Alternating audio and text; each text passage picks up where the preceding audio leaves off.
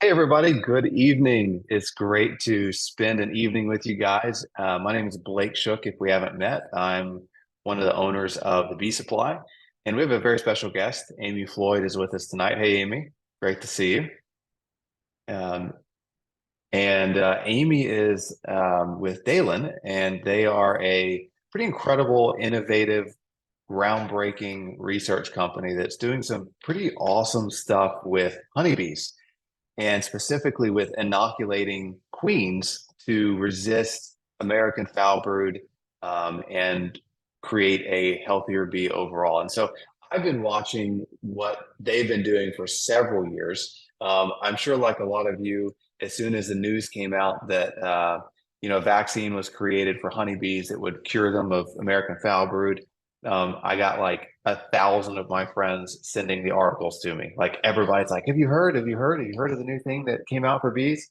And I was like, "Yeah, yeah, I've heard about it."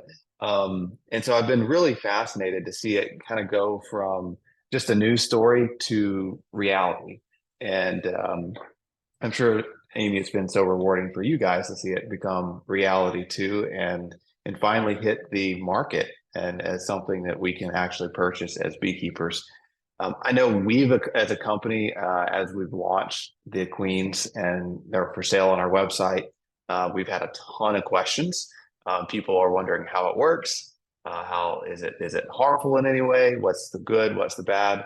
Can it do more than just foul brood? What's the long-term vision for this innovation? And so we just thought it'd be a great idea to get Dalan on a webinar so that you guys can hear more about this vaccine, this inoculation for queens, and ask questions. And so Amy's going to present to us tonight and educate you guys on how it all works. And then if you have questions, feel free to put them in the chat or the Q&A box, and we'll save those to the end. And then Amy will answer those questions that you guys have. Just as a side note, I'm going to be monitoring the Q&A box as Amy's speaking. And if you have questions about beekeeping not related to what Amy's talking about, I'll answer those for you as a little bonus. So if you've got other questions, if you've got hard questions, save them for Amy. I'll save them for Amy because there's no way I'm going to be able to answer those complex scientific questions. So I'll save those for Amy till the end. But other beekeeping questions, feel free to put them in the Q&A, and I'd be happy to answer those. So with that, Amy, welcome. Thanks for joining us tonight, and I can't wait to learn more about all the exciting things you guys are doing. Yeah, thanks for having me. I will share my screen and I'll just jump right in. I think it'll let me. Oh, there we go.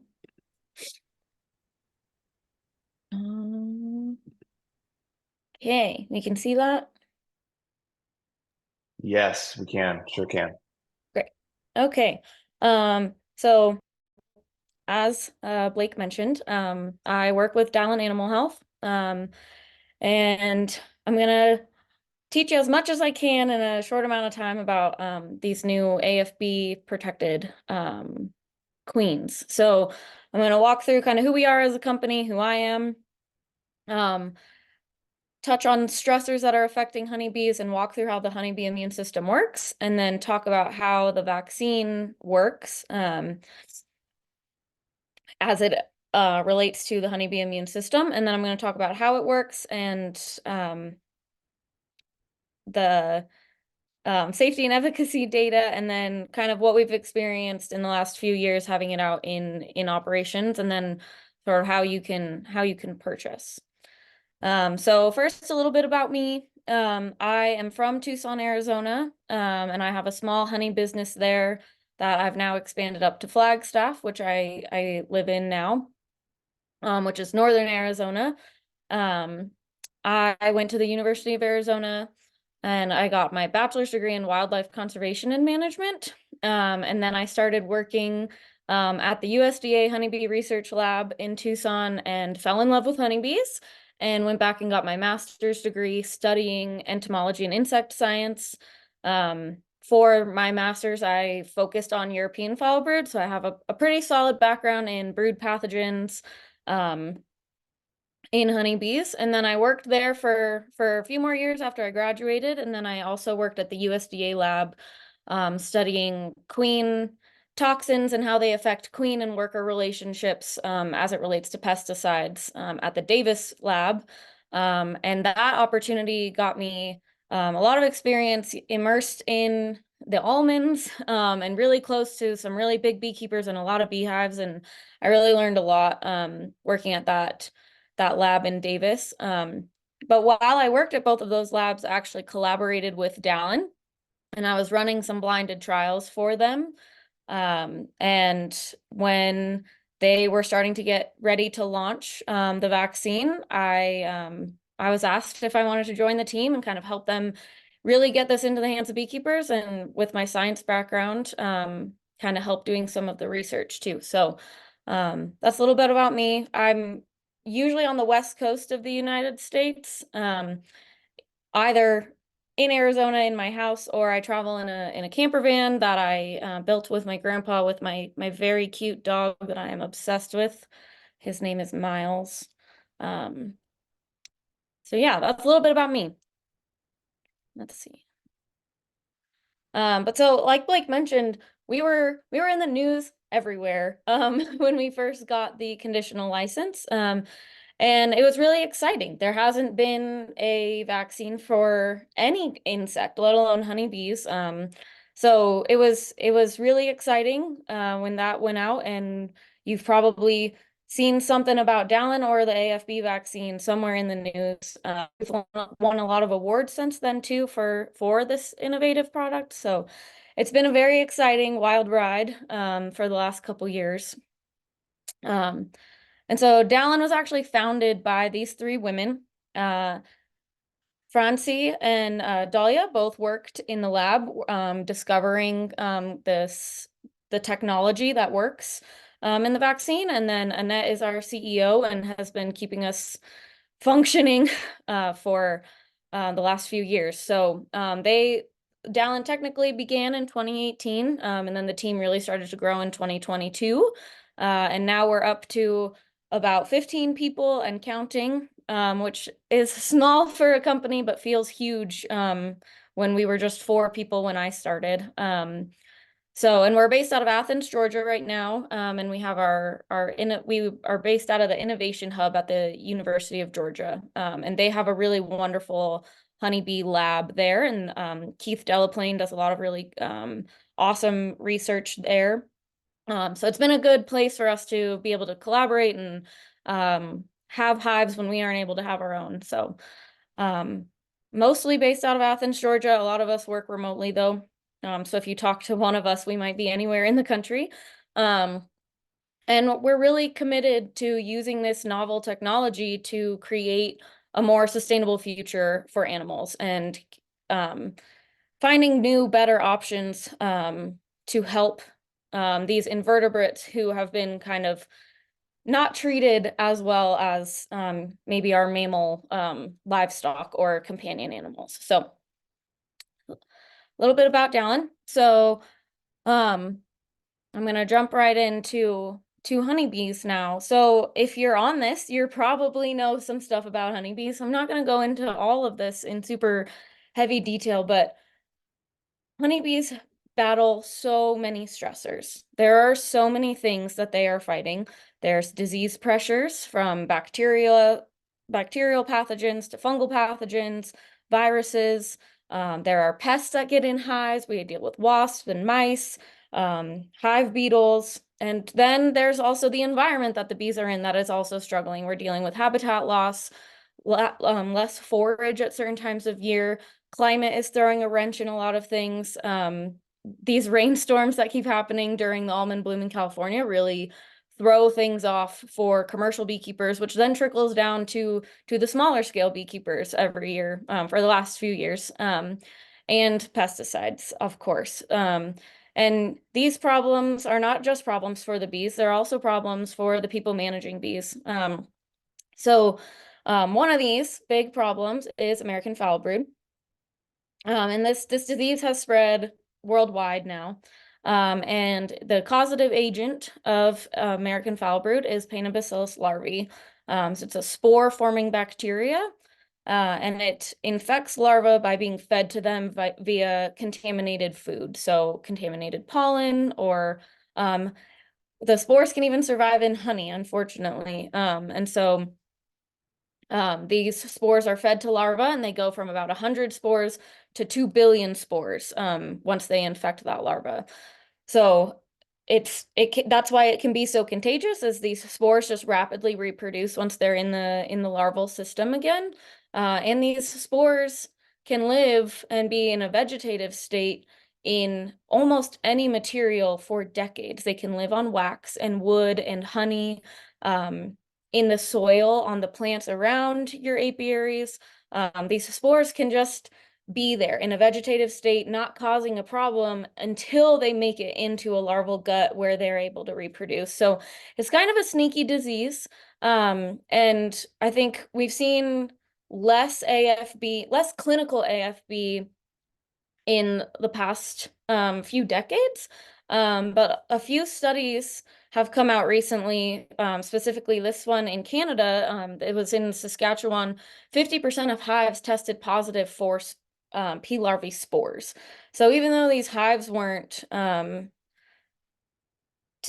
showing clinical symptoms of American foul brood, those spores were sitting there waiting. And this study was in Connecticut, and these were up to 45% of hives had that subclinical level. So we're not seeing symptoms, but those spores are there. And like I just mentioned, there are tons of stressors in the honeybee ecosystem. And so once you're stressed by something else, it becomes really hard to fight off something else. So if they're dealing with mite pressure, or already have EFB, or they're starving because there's a lack of forage in the environment, they're already stressed, and then an AFB spore, a P. larvae spore, works its way into a larva, it's a lot harder for them to fight it off because they're already stressed. And so you're risking an outbreak. So the presence of these spores is, I think it's kind of a newer thing that people are starting to kind of think about more, because I hear all the time, I haven't seen AFB in years. And I think that's true for a lot of beekeepers, but thinking about that these spores can live in the environment for decades, like there's still a risk for an outbreak. And it's a hard disease to manage. There are not a lot of good options for beekeepers if they encounter American foul brood. The use of antibiotics has led to a lot of really negative things in honeybee hives. It's just like when you take antibiotics, you have to take it to get rid of something, but you're also messing up your own gut microbiome. And then it takes a little while to reset once you're off those antibiotics. And the same thing happens with honeybees.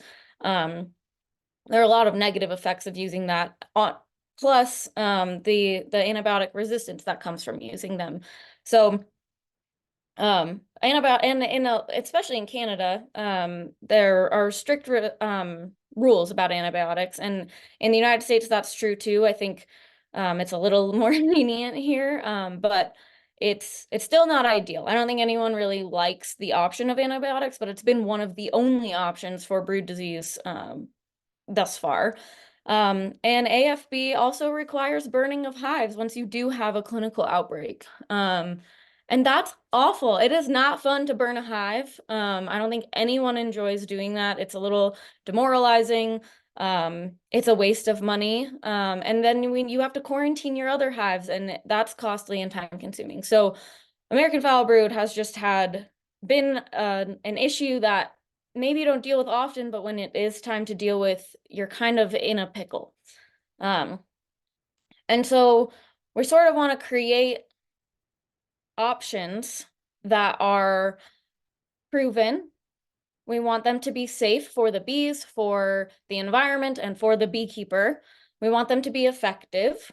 And we want to limit the number of chemicals. I think most people get pretty irritated with withdrawal periods around antibiotics and with mite treatments. I know some beekeepers really don't even like using them. They don't like being that close to something that toxic. And, we're working away from non-GMO, and we wanted to create something that was also could be used in organic agriculture still and was a natural product. So these things, in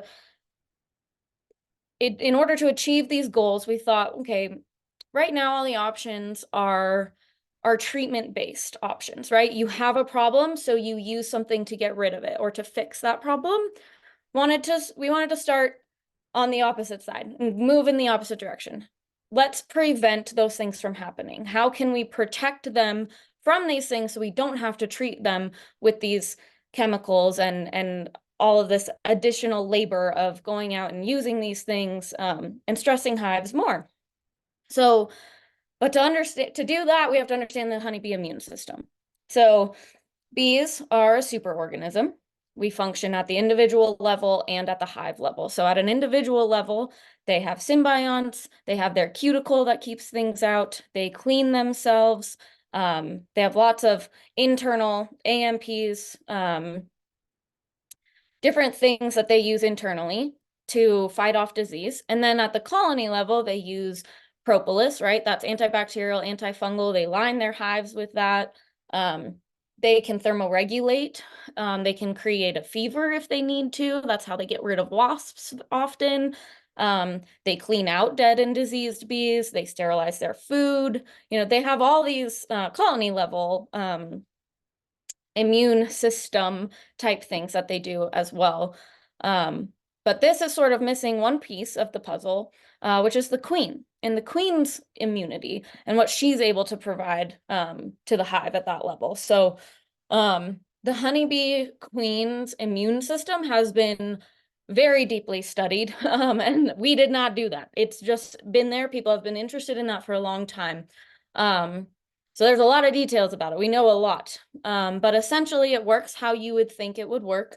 She encounters a contaminant and her body recognizes that as a contaminant, activates a response, genes are expressed, there's a whole defense, and her body fights that off. And in this process, one of those things that is created that her body promotes in this defense are these recognition receptors. And those recognition receptors are able to attach to vitellogenin. And vitellogenin is an egg yolk protein. So it actually goes through, it's found in really high abundance in the entire queen, but then it goes from within her body and around her fat bodies into her ovaries, and then into the egg yolk. And so because these recognition receptors are on those, on that protein and it's making it all the way in there, that larva is exposed to those broken down vaccine particles, which is just dead bacteria. And so they're primed. They've now been exposed to that bacteria before they hatch, and are able to, their immune system's primed. They're able to fight it off if they encounter that specific bacteria. So this is called transgenerational immune priming. And so when I talk about Dalan's technology and how this vaccine works, it is that TGIP, transgenerational immune priming, because we're moving from one generation to the next. That queen, that mother, is passing it on to the larva, to her offspring. Which is really cool, right? Because now the queen, you just have to do one thing. We just vaccinate the queen, we expose her to these dead bacterial particles, and she is able to pass it on to all of her offspring. So it makes it really easy. So this is the vaccine. This is our first one that has made it through all of our regulatory processing and everything. And we have a conditional license. So that was approved by the USDA CVB, and it's also approved in Canada. And like I mentioned, it is just inactivated bacteria. It is dead Painobacillus larvae, that spore-forming bacteria that causes the disease. That's all that's in there. It's that and like an aqueous solution. That's all that's in there.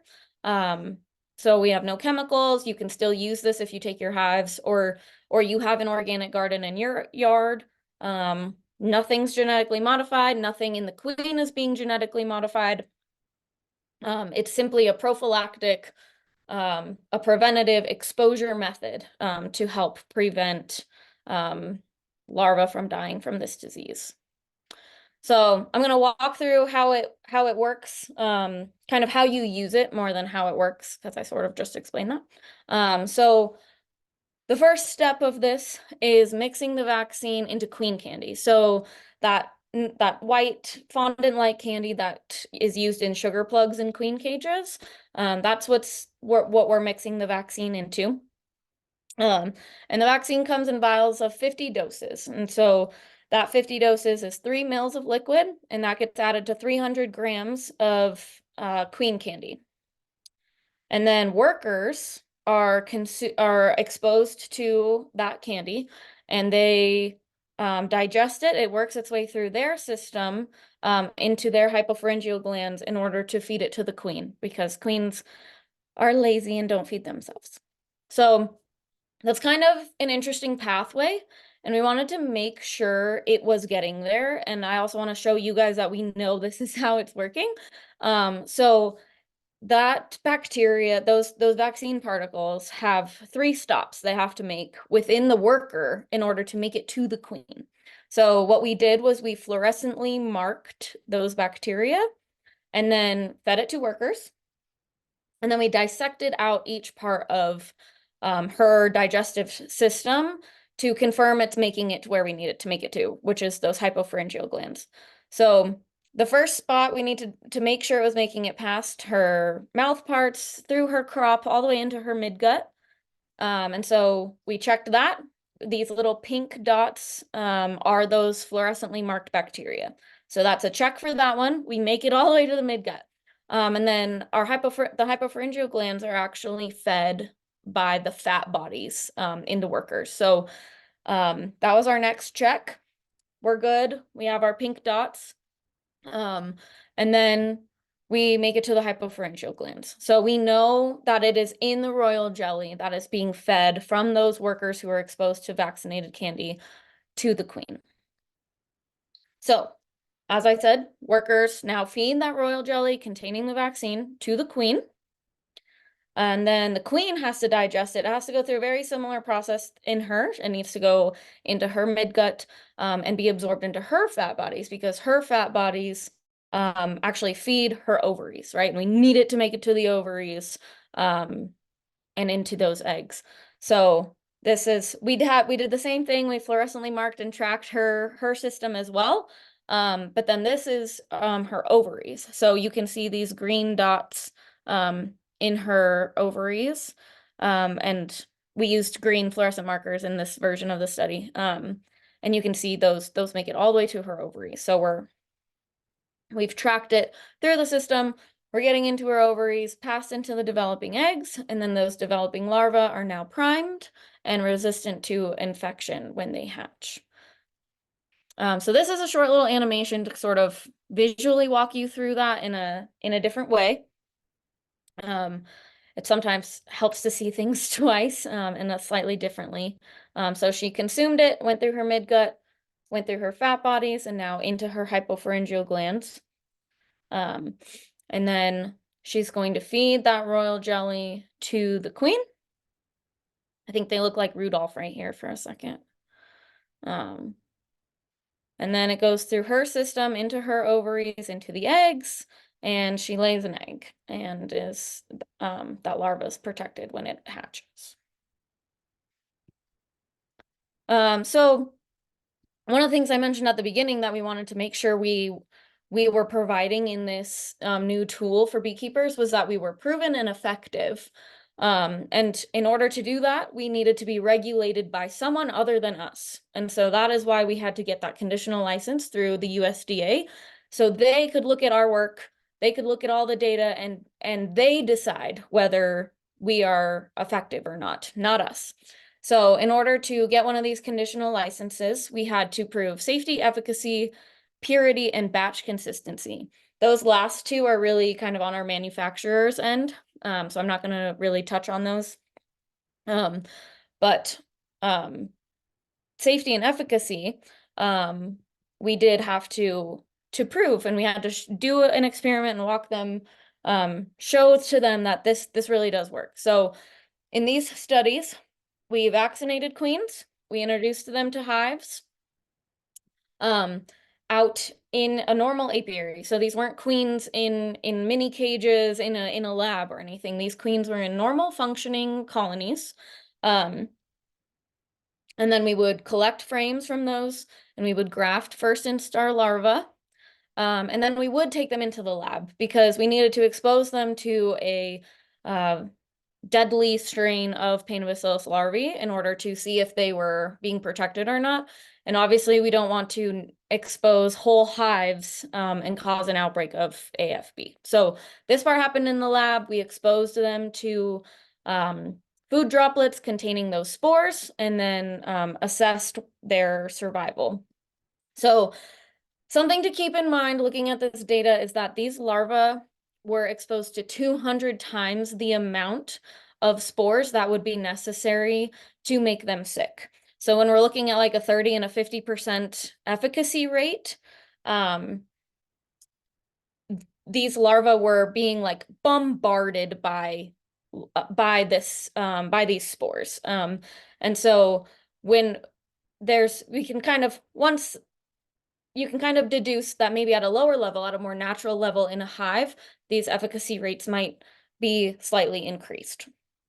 But we can see clearly anyway that these dark blue bars, these were the protected larvae, died at a much lower rate than non-vaccinated. And so for safety, we did similar.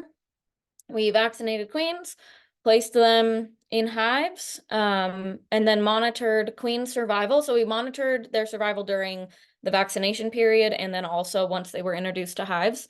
And then we also looked at honey, right? We wanted to make sure honey was unaffected. So we looked at those. We had no change in survival of queens, so safe for the queens, and honey was also unchanged. So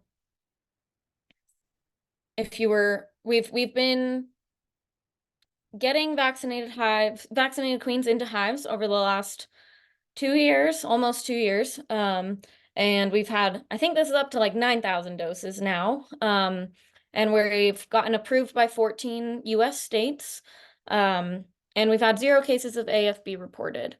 But these have been kind of trials. We've been getting these in big batches, putting 1,000 vaccinated queens into different commercial operations around the country, assessing their productivity, if they get sick from AFB or not.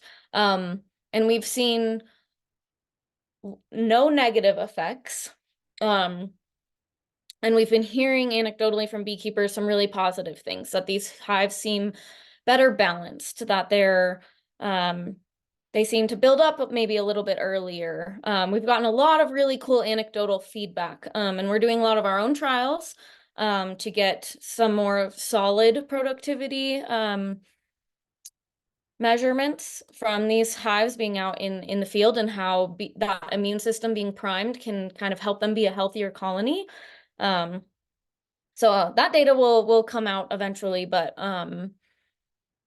so far so good. I think if you talk to a beekeeper who has used this in their hives, they would only have good things to say about it. And so if you're here, you know about the bee supply, and so you can order vaccinated queens through them. The other option, if you wanted to vaccinate your own queens and do it yourself at a rate of 50 queens or more, like I mentioned earlier, the vaccine does come in a vial of 50 doses, and right now that's the smallest we're able to manufacture. So if you have 50 queens or more that you were looking to vaccinate, you could contact Everett. He's wonderful. He's easy to talk to. The process is easy to order. And you can purchase the actual vaccine. But if you're looking for less than 50 and you want already vaccinated queens and you don't want to worry about all of the process I just told you about, the bee supply is they are available through the bee supply. So yeah, we can do questions now. I don't know if I sped through that too quickly, but No, that was amazing. Thank you. I learned a ton, so that was fantastic. So yeah, if you guys have questions, then please put them in the chat box or the Q&A box, and Amy would be more than happy to answer those. Amy, I think there's one in the chat box currently, yeah, and then I'm sure folks are feeding them into the Q&A box and the chat box as we speak. yeah. Um, the LD50 is that's Yes, yes. yeah, so we used an LD50 in that efficacy study. So that's why we used that high of a level of spores to bombard those larvae with in that challenge experiment. We use an LD50, for those that don't know, to be able to know kind of what we're doing. So 50% of those larvae were supposed to die. That was that level of infection. And in a natural environment, in the wild, a pathogen doesn't want to kill its entire host population, because then it can't reproduce. That bacteria needs honeybee larvae in order to reproduce. So it's not really meant to ever kill 100% of larvae. So in the lab, we use that LD50 so we know how to compare our survival rates to that 50%. It's a little bit scientific-y and researchy, but that is why we use that high of a level. Everyone's like, well, why didn't you use a normal natural level? And in a lab working with a pathogen in such a controlled environment, that's really the best way to kind of see how effective it's really being. Super cool. I think you have a few in the Q&A and a few in the chat, so I'll let you take those on. Well, I'm still in the chat. So what is the survival rate of the queens while going through the process? They're queens, so sometimes you lose a few because they're queens, and you always lose a few when you're doing at that high of rate. But we've haven't seen anything out of the ordinary. You know, maybe losing one or two here and there, but it's a pretty safe process while they're being vaccinated. What is the vaccine is called Paenobacillus larvibacterin, is what the vaccine is called. And it's just inactivated bacteria, so dead bacteria in an aqueous solution.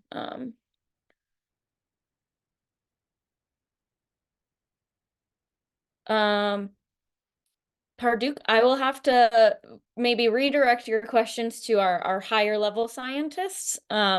We have been looking at not necessarily gene expression, but we've been looking at other effects that the vaccine might be having on the bees and other disease loads, and those are looking promising. So by vaccinating the queen, will you have to do it every time, or will it transfer to offspring? So I get this question a lot. So it is only F1. So you vaccinate the queen, and her offspring are protected. If they make a queen off of one of her eggs, she would be developed she would be protected while she developed, but she would not be able to pass it on to her her offspring. It is an exposure method, so each queen has to be vaccinated herself. So in the event that your hive swarms and you lose that queen, when you requeen, you would need to put a freshly vaccinated queen in. Do you have plans to create vaccines for other diseases? So yes, it's a very long process because we are regulated by the USDA. Every step takes way longer than it should. So I don't have a timeline for you. But there will be more vaccines for honeybees, and also hopefully for other invertebrates in the future. Oh boy, okay. Dialed in from London. Hello, thank you for joining. What's the availability of the vaccine outside of the US?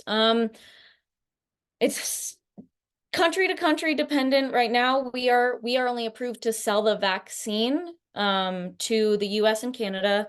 It can only be imported. As for vaccinated queens, it would depend on your region if you're able to import queens from the US or Canada.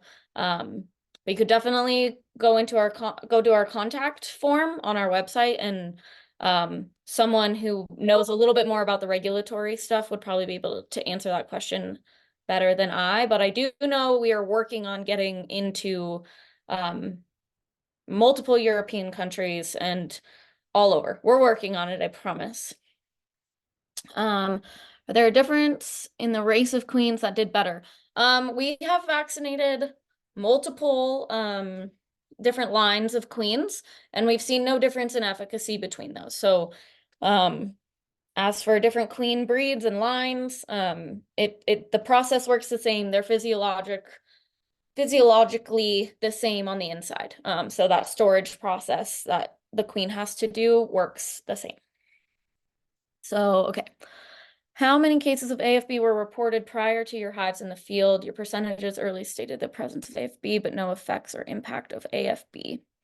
I guess, you know, we didn't necessarily have pre numbers, but we did work with a lot of beekeepers who had a suspicion that they maybe had a yard in the past that had AFB in it, and those spores might still be lingering, and they see things here and there.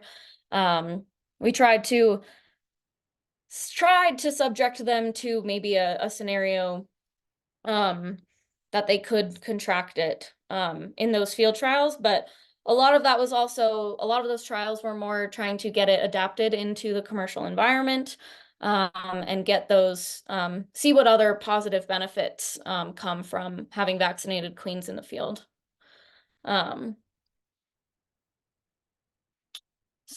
What is the cost of the vaccine and learning curve for dosing queens? The cost, like every answer in beekeeping, is it depends. It is on a volume-based scale, and if you're a small enough beekeeper, purchasing a vaccinated queen is probably your more cost-effective way to do it. But the doses range from $10 to $20 depending on how many doses you're getting. So that's the cost. And the learning curve for dosing queens is pretty easy. It's really a simple process. And we're also set up to have someone from Dalan, most likely myself, you know, be on the phone with you, do a Zoom call and walk you through it. Depending on your size, we come to your operation and kind of walk you through it the first time and get you set up and make sure you're using all of the same, you know, everything is good to go. But it is truly a very simple process. It's easy to use. So, but we've had some smaller bee clubs, or a group of smaller beekeepers associated with a bee club consider, you know, getting a vial and vaccinating 50 queens and splitting it amongst themselves. And like in that case, we would be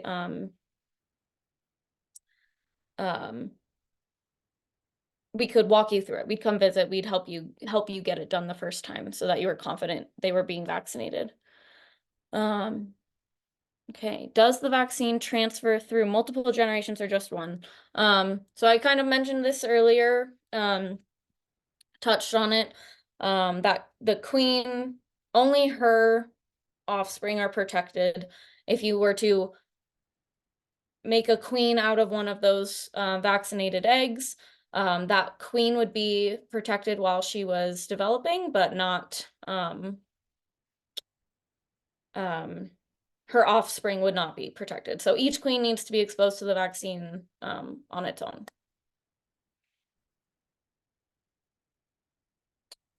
Okay, I think.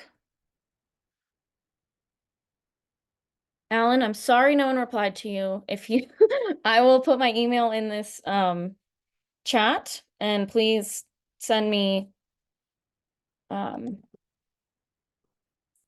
email and we can get you talking to the right person. I'm sorry about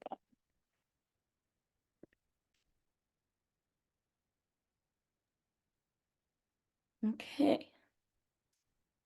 I think that was all the questions. Yeah. Great. We can give it another 30 seconds in case somebody has questions. And then yeah, Amy, sorry about, let's see, was it Amy that she couldn't, no, Alan couldn't get in touch with anyone. So Alan, yeah, if you're trying to contact Dalan and Amy, you have Amy's information there. If you're trying to contact TBS, then you can shoot an email directly to Brian at thebsupply.com, and he's working with our queens. So yeah, I'm not sure who you're trying to get in touch with there. Um, yeah, I think you've got one more question in the Q&A, and then Any work on viruses from mites to protect bees? So we last season we did a large field trial. We had 400 hives total in that study. We were looking at a lot of different productivity measurements, and one of which was to look for pathogens and disease load. And when we looked at deformed wing virus, we saw an average of an 83% reduction in vaccinated hives. So, and that was across 8 yards with a total of 400 hives involved. So, that is very promising. I don't know exactly how to explain why that happened, but it's the immune system's being primed. It's being kind of like revved up already by being primed for American foul brood. And immune systems sometimes work specifically, but also can work in a very general way. And so that could be why the deformed wing virus they were better able to fight off that virus as well. That is something we're kind of looking at again this year and making sure that's there. We don't have any claims yet or anything, so I can't like tell you it does that, but we did see that in this trial, and it's really promising and really exciting to see that. Hopefully we have a new tool to try to help with the damage that mites do. So yeah, I think you got one more question at some point. Yeah, I think you got one more question in the Q&A. surely the drone must also benefit from the vaccine. Is any element of the vaccine transferred to the semen? The drones are definitely protected while they are developing as well. But again, we're not genetically modifying anything. It's simply just exposure that's helping prime their immune systems. So for it to be able to be passed on genetically by the drone is very unlikely. I can't say like no because we haven't looked at that, but it's the same with the queen, how the queen can't pass it on to her next generation. The drones aren't able to also do that. So, but they are protected while they are developing. When we know drones cause mite problems, drones are like the worst for mites. And so if we also have their immune systems primed, and maybe we're gonna limit more of this disease spread that way. I get a lot of questions about drones lately. It's kind of funny. Okay, you expose workers to the vaccine and they take it to the developing queen in the royal jelly. Is that correct? Or is it after she's a laying queen? That's a really good question, and I'm glad you're making me clarify this. The vaccination process is done with a mated queen whose ovaries are already developed. So a mated caged queen is the ideal queen to use for this before you are introducing them to a hive. So they're feeding her royal jelly as adults, and that's how they're transferring the vaccine to the queen. But yes, it needs to be a mated caged queen that's being exposed to the vaccinated royal jelly.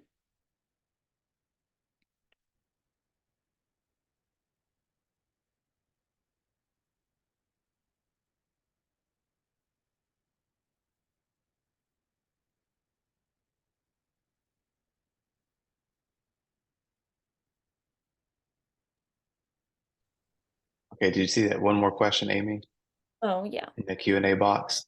Yeah. Was created if no.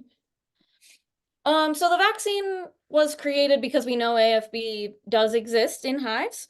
We didn't do prior AFB to these, incorporating the vaccine and vaccinated queens into commercial operations, simply because we are a small company with not a lot of resources at the time. And so the, but the larvae that were used in the efficacy studies were exposed to pathogenic AFB spores. And so that's how we know it's efficacious. So we're looking at, AFB was already a problem, right? We already knew that that existed in hives. So, okay. Is there any vaccine residue found in honey? No, so there's actually no vaccine actually going into a hive.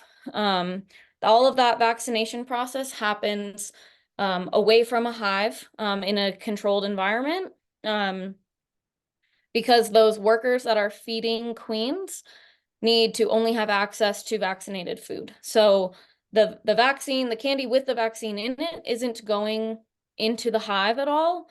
But even if it were, again, there would be no residue to leave behind. The vaccine is only dead bacteria. And like I mentioned, these spores, AFB spores can be in the environment anyway. So we're not really introducing any foreign anything to the bees or to your hive. How long do you think we are away from a vaccine for EFB? I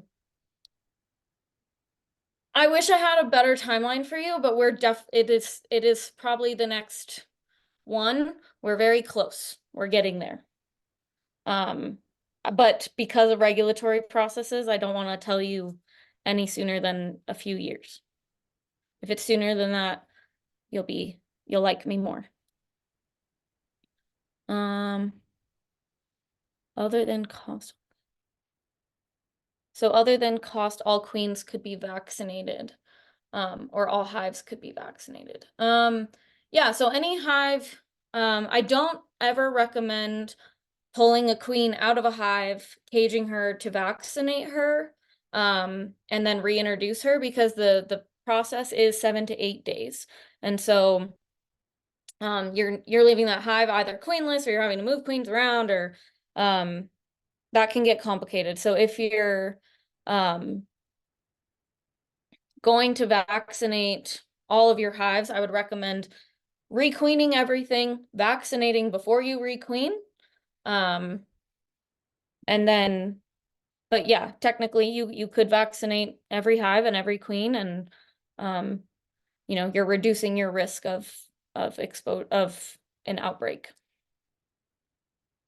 Does it help hives already infected? So the vaccine's purpose is to be a preventative. It's supposed to stop you from experiencing an outbreak of American foul brood. We are doing, we're gonna look at that this year, kind of using a hospital yard to place these in, and see kind of if it helps clear it up. But again, the purpose of the vaccine is to stop you from getting an infection. And we still always advocate for best management practices. If you do have a hive with a heavy AFB infection, it is still best to burn it and get rid of it, and get those spores kind of out of the environment.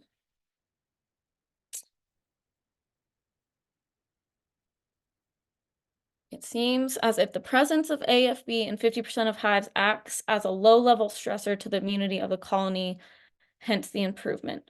Anecdotal of hive health. Yeah, so there is something to be said for that low level of bacteria being in the hive, or like if you're a little bit sick, right? Like, you're like kind of starting to get sick, and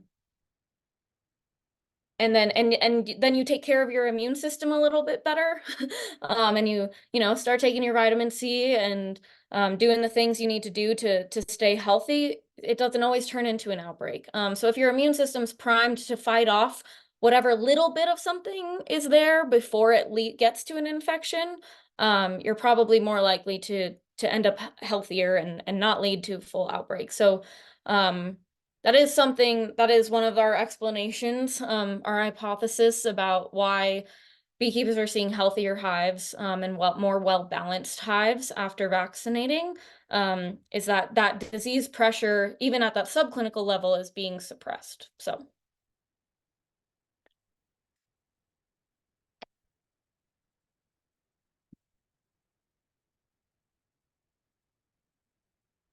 Oh boy. Okay, sorry if I'm pausing. I'm reading the questions before I answer, so I'm not just rambling.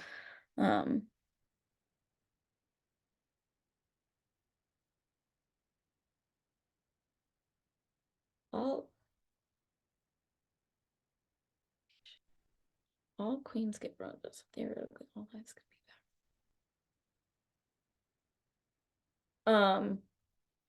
Yeah, I mean, all queens are fed royal jelly via workers, but that royal jelly has to incorporate the vaccine in order for them to be protected from AFB. So I'm not quite sure I understand your question, Hawkins, but I'm gonna get to these other ones first.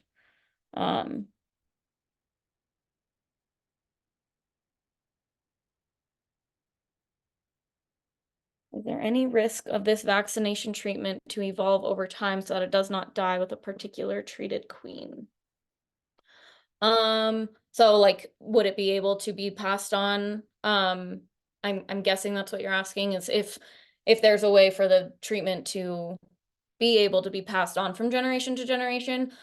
And again, I don't think so, based on the fact that it is based on exposure, and these queens are being exposed to this bacteria and it's stored in their specific fat bodies, and it's getting transferred into each individual egg. And they're just exposed to that. That larva is just exposed to it while they're developing. It's not a part of that larva. So I'm guessing genetically it just wouldn't quite be possible for them to continue to have that storage in their fat bodies in order to continue to pass on after that. So not quite.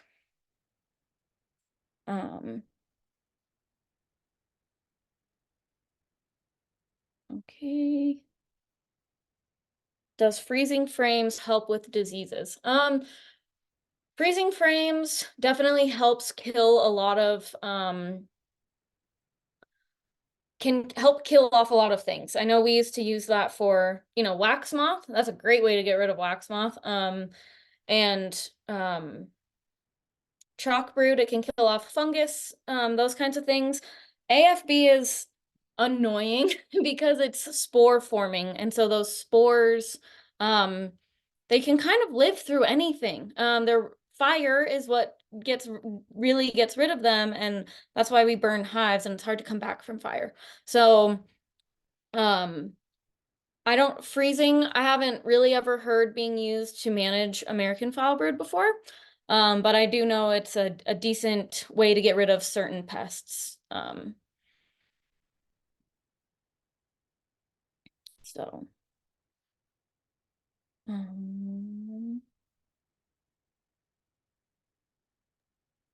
think you have one more in the chat, and Yeah. that may be it for now. Will there be a process we can feed the hive the vaccine, or will it just be the queens? I want to do this so bad. I'm on a mission to make this possible for you guys, because it would be awesome if you could add the vaccine to sugar syrup and just kind of be feeding a queen bank. So all of the queens are being exposed. But it does work by transgenerational immune priming. And so right now, we don't have a lot of evidence for workers being exposed to the vaccine creating a benefit, because those larvae are developing, and that's when they're most susceptible to that disease. And so making sure the queen is vaccinated is pretty much the only is the important part, right? Because those larvae need to be protected when they're developing because they are who are susceptible. So maybe exposing the whole hive to the vaccine might be helpful, but really getting the queen vaccinated is what's important. But I do know it would be really a lot easier for queen producers or anyone with a queen bank if they could be feeding their queen bank vaccinated sugar or syrup, and then those workers are eating that, and all of the workers would be then feeding it to the queen. So we're kind of working on what future versions of vaccinating could be. But those all then require going through the regulatory process again.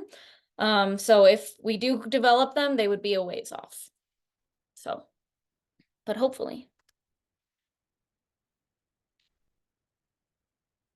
Will the queen's protection last throughout the queen's life and the resistance to be able to be passed on? We don't know exactly how long the protection lasts in each queen at the moment. It seems like it does work throughout an entire season, but we haven't been able to test for it past a year yet. So it may require another round of vaccination if you're keeping your queens for multiple years. I know in the commercial beekeeping world, queens, they requeen pretty much every year. So, but okay. I think that was all of them, Blake. Okay, I think you have two more in the Q&A. Oh my And then, goodness. yeah, they got great questions tonight. Have we studied the vaccination crossing barriers with other species?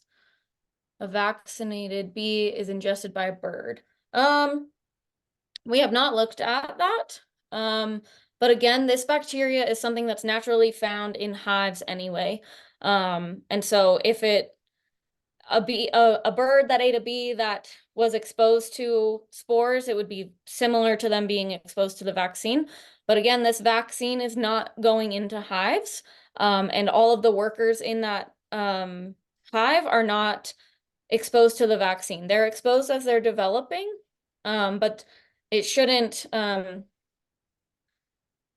I can't say it's not in the adults, but it's very unlikely that the adults have any remnants of the vaccine. So at that like ecological level, I would guess it wouldn't be an issue, especially because this is a naturally found bacteria. And it's in the environment anyway. When you buy a vaccinated queen, does the candy in the shipping cage have vaccine in it? That will depend on who you're getting queens from. So I'm gonna just leave it at that because that's kind of a spirally, long-winded answer. But it will just depend who you're buying queens, who you're getting the vaccinated queens from. Most likely you will be getting a queen with a normal sugar plug or a cork that has been exposed to the vaccine, but the vaccinated candy is probably no longer involved. But again, it would depend who you're buying from. Awesome. I think you made it through all of them, Amy. That was impressive. Um, awesome. Well, I mean, thank you so much for joining us. Thank you all of you guys that participated. There's a lot of people on this call. I couldn't believe how many were here. And thank you for your awesome questions. I mean, such good questions. And then I think Amy put her email address in the chat box. And so if you have questions, I'm sure she'd be happy to answer any of them. And you can also reach out to us at TBS if you have questions or if you'd like to buy a queen. So Amy, we'll let you go for the night. It's right at 7:30 Central Time. And so thanks again for joining us. And we'll see all the rest of you on a future webinar. So thanks, everybody. Thanks so much for having me. Thank you, Amy. We'll see you next time. All right, good night.